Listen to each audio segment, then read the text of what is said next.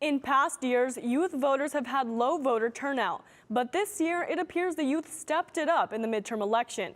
Cronkite News reporter John Cardinale talked with a couple of organizations that are working on promoting voting for current and future generations.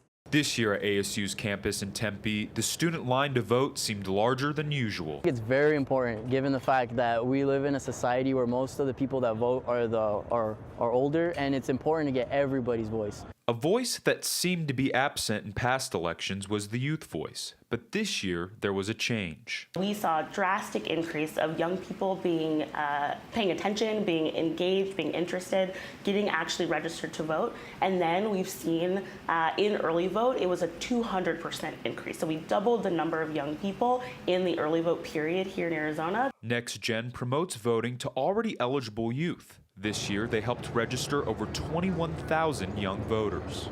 We saw candidates running this year that looked like us, that came from our communities, and we were really inspired to vote for them and for that vision of the world we could have. While youth vote was up, turnout was still lower than other age groups. Reasons that a lot of young people don't vote is because they feel like they don't have enough information. They're not sure how the process works. Kids Voting Arizona is doing just that. They are informing students who can't yet vote on the voting process.